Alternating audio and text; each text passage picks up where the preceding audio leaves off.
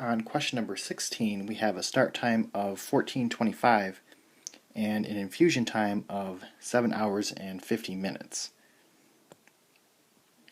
So my start time is 14:25 and I'm adding 7 hours and 50 minutes.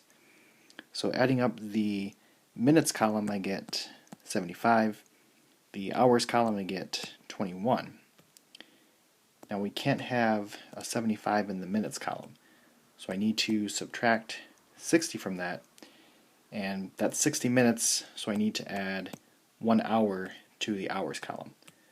So subtract 60 and carry the 1. We get 15 for the minutes and 22 for the hours. Now if this were a 12-hour clock, we could not have 22, but because it's the 24-hour clock, 22 is okay. So our completion time is 22:15. Again, we don't put any colon and we don't put any AM or PM.